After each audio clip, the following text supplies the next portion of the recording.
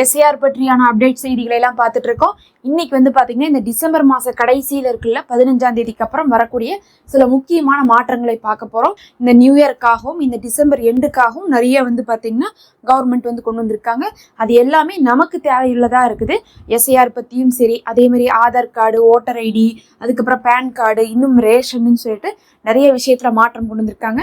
அதெல்லாம் உங்களுக்கு நான் சொல்றேன். அது ஒரு அப்டேட்டா இருந்துக்குங்க. ஏன்னா இந்த மாதிரி விஷயங்கள் எல்லாம் நம்ம அப்பப்ப விட்டுட்டோம்னா அதுக்கப்புறம் வந்து என்ன பண்ண வேண்டியது இருக்கு, ரொம்ப கஷ்டப்பட வேண்டியது இருக்கு.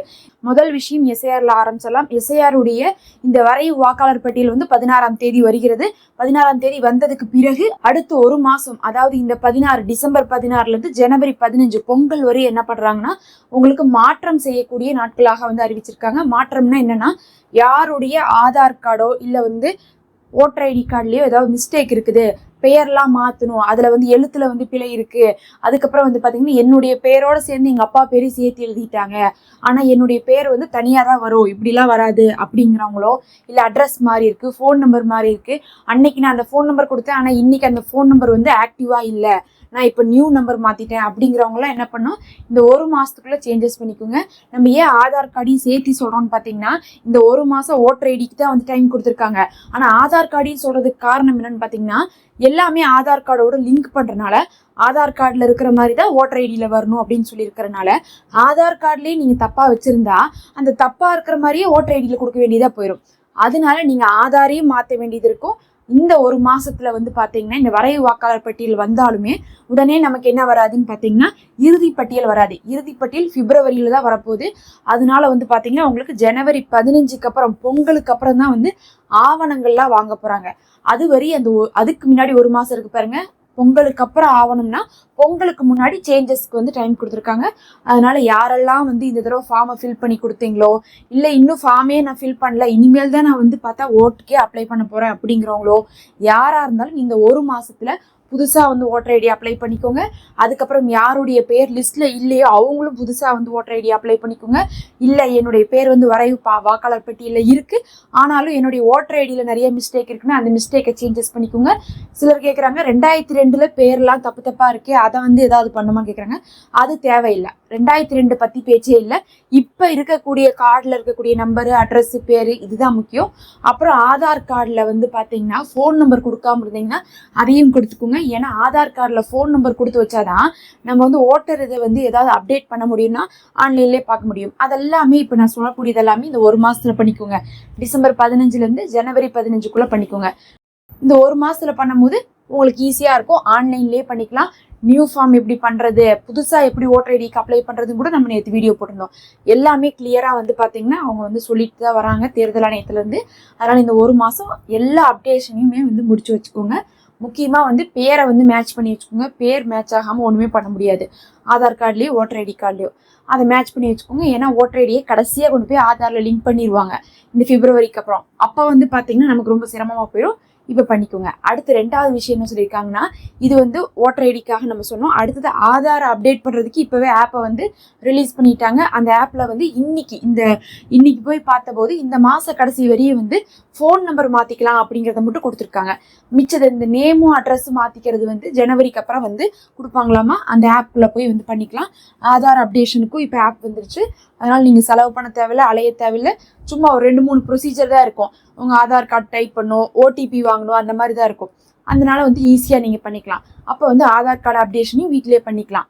அதுவும் வந்துருச்சு. மூணாவதாக வந்து பார்த்தீங்கன்னா பேன் கார்டு. பேன் கார்டு எல்லாருமே வந்து பார்த்தீங்கன்னா இப்போ ரீசெண்டாக வாங்கினவங்க எல்லாருமே என்ன பண்ணியிருப்பாங்கன்னா அவங்களுடைய ஆதாருடைய நம்பர் கொடுத்து தான் வாங்கியிருப்பாங்க. ஒருவேளை நீங்கள் ஆதாருடைய நம்பரை கொடுக்கல அப்படின்னு இருந்தா நீங்கள் என்ன பண்ணணும், ஆதார் நம்பரை கொடுத்துருங்க. ஆதார் நம்பர் லிங்க் பண்ணாத பேன் இந்த டிசம்பரோட எக்ஸ்பிரி ஆகுது. அதுக்கப்புறம் உங்களுக்கு என்ன ஆக போகிறதில்ல, அது ஆக்டிவாக இருக்க போகிறதில்ல. அது ஆக்டிவாக இருக்காது, இன்ஆக்டிவ் பண்ணிடுவாங்க. அப்புறம் புதுசாக நீங்கள் பேன் அப்ளை பண்ணுற மாதிரி ஆயிடும். யார் பேன் வாங்குவாங்கன்னா அதிகமாக இப்போ எல்லாருமே வேலைக்கு போகிறவங்க எல்லாருமே பேன் வாங்கி வச்சுருக்காங்க. முக்கியமாக இந்த காலேஜ்லாம் படிக்கிறாங்கன்னா காலேஜ் ஃபைனல் இயர்லேயே என்ன பண்ணுறாங்க, பேன் அப்ளை பண்ணுறதுக்குலாம் வந்து ஒரு மாதிரி கேம்பெல்லாம் போட்டு வாங்கி கொடுத்துட்றாங்க. அதனால் பேன் அப்படிங்கிறது படித்து வேலைக்கு போன எல்லாத்துலேயுமே அதிகமாக இருக்கும். அது இல்லாமல் நல்லா பிஸ்னஸ் செஞ்சுட்ருக்காங்க, நல்ல வருமானம் வருது, டேக்ஸ் கட்டுறது அதெல்லாம் வரும்போது கண்டிப்பாக பேன் இருக்கும். அதனால் பேனையும் பார்த்துக்கோங்க.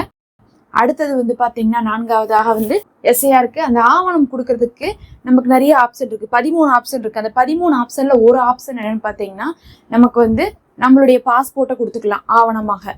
இப்போ நான் வந்து 2002 தகவலை சரியா கொடுக்கல அப்படின்னா அவங்க என்ன பண்ணுவாங்கன்னா எங்கிட்ட ஆவணம் கேட்பாங்க. அந்த ஆவணத்தை நான் கொடுக்கும்போது என்னுடைய பாஸ்போர்ட்டை கூட கொடுத்துக்கலாம். அப்படி பாஸ்போர்ட் கொடுக்குற மாதிரி இருந்தால் நீங்கள் கொஞ்சம் செக் பண்ணி வச்சுக்கோங்க. அதை ரினியூ பண்ணாமல் இருந்தீங்கன்னா அதை நம்ம என்ன பண்ண முடியாது, ஆவணமாக கொடுக்க முடியுமான்னு தெரியல. ஏன்னா வந்து ரினியூ பண்ணாத எதையுமே அவங்க போட்டு செக் பண்ணும்போது ரினியூவில் இல்லைன்னு வரும். அப்போ எதுவுமே ஆக்டிவாக இருந்தால் மட்டும்தான் அதை யூஸ் பண்ண முடியும். அதனால் பாஸ்போர்ட் இருக்குது அதை ஆவணமாக கொடுத்துக்கலாம்னு நினைக்கிறவங்க இன்னும் ரினியூ பண்ணாமல் இருந்தால், ஏன்னா 10 வருஷத்துக்கு ஒரு தடவை ரினியூ பண்ண சொல்லுவாங்க. அந்த ரினியூ வந்து நீங்கள் பண்ணாமல் இருந்தீங்கன்னா கண்டிப்பாக போய் பண்ணிக்கோங்க. அதுவும் வந்து அவசியமாக இருக்குது. உங்களுக்கு ஆவணம் வந்து கொடுக்க ஆரம்பிக்கிறதே பொங்கலுக்கு அப்புறம் தான், பிப்ரவரி வரை இருக்குது. அதனால் அதுக்கு முன்னாடியே ரினியூ பண்ணிட்டீங்கன்னா கூட அதுவே வந்து ஒரு ஆவணமாக கொடுத்துக்கலாம். நிறைய பேர் வந்து பார்த்திங்கன்னா வெளிநாட்டுக்கு போயிருப்பாங்க, அதனாலேயோ இல்லை முஸ்லீம்களாக இருந்தாங்கன்னா ஹஜ்ஜுக்கு போகிறது, உம்ரா போகிறது, இதனாலேயே வந்து என்ன பண்ணியிருப்பாங்க, பாஸ்போர்ட் வாங்கி வச்சுருப்பாங்க. பாஸ்போர்ட் அப்படிங்கிறது படித்து அமெரிக்காவில் வேலை இருக்கவங்க தான் வந்து வாங்கணுன்ட்டு இல்லை, வெளிநாட்டு வேலைக்கு இங்கிருந்து போன பெரியவங்களும் வாங்கியிருப்பாங்க. அதேமாதிரி ஹஜ் உம்ரா போனவங்க இவங்க எல்லாருமே வாங்கியிருப்பாங்க. அவங்களாம் ஒரு தடவை வாங்கிட்டு யூஸ் பண்ணிட்டு அப்படியே விட்டுருவாங்க. அப்படி விடக்கூடாது. அதை ரினியூ பண்ணால் மட்டும்தான் அதை ஒரு ஆவணமாக யூஸ் பண்ண முடியும். கண்டிப்பாக பாஸ்போர்ட் அப்படிங்கிறது ரொம்ப ஒரு பெரிய விஷயம். ஏன்னா வந்து பார்த்திங்கன்னா அது இன்டர்நேஷ்னல் லெவலுக்கு வந்து எல்லாத்தையுமே செக் பண்ணிட்டு தான் உங்களுக்கு கொடுத்துருப்பாங்க. அதனால மற்ற ஆவணம் மாதிரி அதை சாதாரணமாக எடுத்துக்க மாட்டாங்க. அது ஒரு வேல்யூடான பாயிண்ட்டாக தான் எடுத்துப்பாங்க. அதனால நீங்கள் எப்பயுமே அதை மெயின்டைன் பண்ணிக்கோங்க. பாஸ்போர்ட் வச்சுருக்கவங்க ரினியூ பண்ணி அதை மெயின்டைன் பண்ணிக்கோங்க. அடுத்தது வந்து பார்த்தீங்கன்னா ரொம்ப முக்கியமாக இந்த வாட்ஸ்அப்பு, டெலிகிராமு இந்த மாதிரி ஆப்லாம் யூஸ் பண்ணுறோம்ல, இதெல்லாம் எப்படி யூஸ் பண்ணுறோம், நம்மளுடைய நம்பரை வந்து என்ன பண்ணுறோம், ரெஜிஸ்டர் பண்ணி தான் யூஸ் பண்ணுறோம். அதில் வந்து பார்த்தீங்கன்னா வாட்ஸ்அப்பில் ஒரு பெரிய சலுகை வந்து நமக்கு தெரியும். அந்த நம்பரை கொடுத்துட்டோம்னா போதும், ஒரு தடவை அந்த ஃபோன் சிம்மில் வந்து எடுத்துட்டா கூட போதும், சிம் இல்லாமல் கூட அந்த ஃபோனில் அந்த வாட்ஸ்அப் யூஸ் பண்ணலாம். அப்போ வாட்ஸ்அப்புக்கு நம்பர் தேவை. ஆனால் அந்த வாட்ஸ்அப்புக்கு நம்பரை கொடுத்து போட்டு அந்த சிம்மை வந்து ஃபோன்லேருந்து கழட்டிட்டா கூட யூஸ் பண்ணலான்னா என்ன பிரச்சனை வரும்னா, நாளைக்கு நான் வந்து என்ன பண்ணுறேன், ஃபோன் நம்பர் மாற்றுறேன், இல்லாட்டினா வந்து ரீசார்ஜ் பண்ணாமே விட்டுறேன்னா அந்த நம்பர் வந்து கட் ஆயிரும் ஒரு கட்டத்தில். அப்புறம் கட் ஆனதுக்கு பிறகு என்ன ஆயிரும்னா அந்த நம்பருக்கு இன்கமிங் வராது, அவுட் கோவிங் வராது. பார்த்துட்டு என்ன பண்ணுவாங்க, அடுத்தவங்களுக்கு அலோகேட் பண்ணிடுவாங்க. அப்போ அடுத்தவங்க அந்த ஃபோன் நம்பரை வாங்கிடுவாங்க. ஆனால் வாங்கினாலும் சரி நம்மளுடைய வாட்ஸ்அப் நம்ம எந்த நம்பரில் போட்டோமோ அது யூஸ் ஆகிட்டே இருக்குமாமா. அந்த மாதிரி ஆகக்கூடாதுங்கிறதுக்காகவும் இப்படிலாம் பண்ணுறது செக்யூரிட்டி ப்ராப்ளம் வருது. ஒரு ஃபோனில் 2 வாட்ஸ்அப் 3 வாட்ஸ்அப்னு சொல்லிட்டு யூஸ் பண்ணிட்டு சிம்மு கூட இல்லாமல் வச்சு யூஸ் பண்ணிட்டு இருக்காங்க. யார்கிட்ட நம்பர் இருக்குது, யார் வாட்ஸ்அப் யூஸ் பண்ணுறான்னு தெரியாமல் இருக்குது. அப்படிங்கிறனால இப்போ ரெஸ்ட்ரிக்ஷன் கொண்டு வராங்க. என்ன ரெஸ்ட்ரிக்ஷன்னா, எந்த ஃபோனில் சிம் இருக்கோ அந்த ஃபோனில் தான் அந்த வாட்ஸ்அப் யூஸ் பண்ண முடியும், முதல் விஷயம். ரெண்டாவது, வாட்ஸ்அப் நம்ம லேப்ல எல்லாம் யூஸ் பண்ணுற மாதிரி இருந்தால் ஸ்கேன் பண்ணி தான் யூஸ் பண்ணுவோம். அந்த ஸ்கேன் 6 மணி நேரத்துக்கு தான் இருக்கும் அப்படிங்கிற மாதிரி கொண்டு வராங்க. இன்னும் நிறைய ரெஸ்ட்ரிக்ஷன்லாம் சொல்லிட்டு இருக்காங்க, பொறுத்திருந்து பார்க்கலாம். இதெல்லாம் வரப்போகுது. அதனால வந்து வாட்ஸ்அப், டெலிகிராம், எக்ஸ் இது மாதிரி நிறைய வந்து யூஸ் பண்ணுறவங்களாம் என்ன அப்டேட் வருதுன்னு சொல்லிட்டு ஜனவரி மாதம் வந்து காத்துருங்க. அடுத்தது வந்து பார்த்தீங்கன்னா பில்லு விலையெல்லாம் வந்து ஏறப்போகுது. ஏற்கனவே நம்ம வந்து ஃபோனுக்கு வந்து ஊருப்பட்ட காசு தான் கட்டிகிட்டு இருக்கோம். மறுபடியும் 10லேருந்து 12% ஏற்றுறாங்களாமா. இப்போ நான் 199 ரூபாய்க்கு நான் ரீசார்ஜ் பண்ணிட்டு இருக்கேன்னா அடுத்தது 222 ரூபாய்க்கு நான் ரீசார்ஜ் பண்ணணும். அந்த மாதிரி ஒரு 10லேருந்து 12% வந்து உங்களுக்கு என்ன பண்ணுறாங்க, ஏற்றுறாங்க. எல்லாத்துக்குமே ஏற்றுவாங்க, பாரபட்சம் பார்க்காம ஏற்றுவாங்க. நமக்கு வந்து வேறு வழியே இருக்காது. மினிமம் அதை போட்டால் தான் இன்கமிங்னு இருக்கும், இல்லாட்டினா வந்து நம்பர் கட் ஆயிருன்னு இருக்கும். இப்போ வந்து விலை மறுபடியும் என்னாவது ஏறுது. அதுக்கப்புறம் வந்து பார்த்தீங்கன்னா கலைஞர் மகளிர் உதவித்தொகை, அந்த உதவித்தொகையை வந்து பார்த்தீங்கன்னா இந்த டிசம்பர்லேருந்தே கொடுக்க ஆரம்பிச்சிட்டாங்க. இப்போ நிறைய பேருக்கு வந்து என்ன பண்ணியிருக்காங்கன்னா அப்ளை பண்ணவங்களுக்குலாம் கொடுத்துருக்காங்க. அதாவது முதல் கட்டமாக நம்ம எல்லாரும் வாங்கிட்டு இருப்போம், நிறைய பேர் வந்து அப்ளை பண்ணி வாங்கியிருப்போம். அதில் முதல் கட்டத்தில் மிஸ் ஆனவங்களுக்கு தான் 2வது கட்டமாக கொடுத்தாங்க, ஒரு கேம்ப் போட்டு. அவங்களுக்கு தான் இப்போ காசு வந்துட்டு இருக்கு. அதில் மிஸ் ஆனவங்களுக்கு 3வது கட்டமாக கொடுக்குறாங்களாமா. அவங்களும் என்ன பண்ணிக்கலாம், அதை வந்து அப்ளை பண்ணி கிட்டத்தட்ட வந்து எல்லா பெண்களுக்குமே கிடைக்கிற மாதிரி தான் ஏற்பாடு பண்ணுறாங்க. மாதம் 1000 ரூபாய் இப்போதைக்கு கொடுத்துட்டு இருக்காங்க. அது வந்து பார்த்திங்கன்னா இந்த மாதத்துலேருந்து இன்னும் நிறைய பேருக்கு வர ஆரம்பிச்சிருக்கு. இதெல்லாம் தான் இன்றைக்கி வந்திருக்கக்கூடிய இந்த மாதத்துடைய அப்டேட்டுகள். இதையெல்லாம் வந்து நீங்கள் வாட்ச் பண்ணிக்கோங்க.